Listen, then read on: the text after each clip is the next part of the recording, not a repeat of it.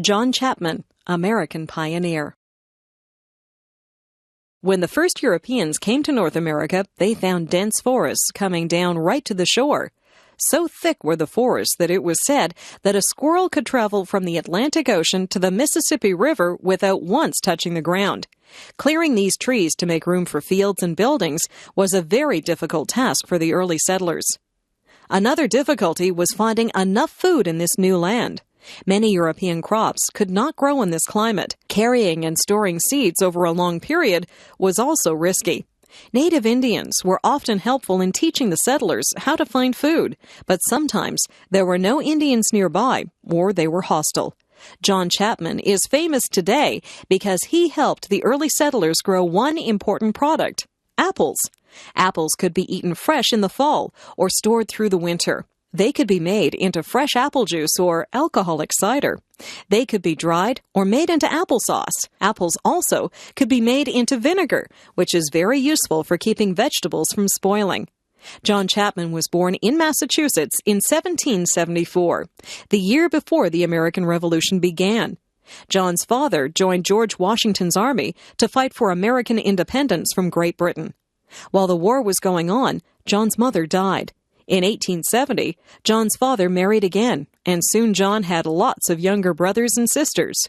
John probably worked on his father's farm as he was growing up. Then he worked on neighboring farms. It may be at this time that John began to learn about apples. After the Revolutionary War, the population of the USA was expanding. Many Americans wanted to go west over the mountains to find land in Indian Territory. In the fall of 1797, young John Chapman headed west to Pennsylvania. On his way, he gathered leftover apple seeds from the cider mills that he passed. As usual, John walked barefoot, but as he traveled, snow began to fall. He tore strips off his coat and tied them around his feet. Then he made snowshoes out of tree branches. When he arrived in the West, he began to clear land and plant apple seeds. This began a pattern that would last Chapman's whole life. He would travel ahead of the settlers, clear land, and then sell his baby apple trees to the settlers when they arrived. When the area became too settled, Chapman would move further west and start again. Many settlers regarded John Chapman as a strange character. He never bought new clothes, but wore whatever old clothes came his way. But he was always welcome at a settler's cabin. John was good at clearing land, telling stories, and growing apples. He liked children, and children liked him.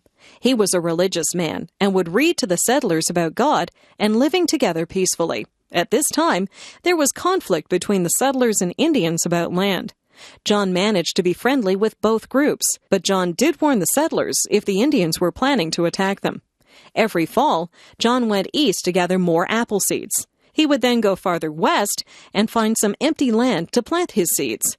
During the warm weather, he tended all his fields of baby apple trees.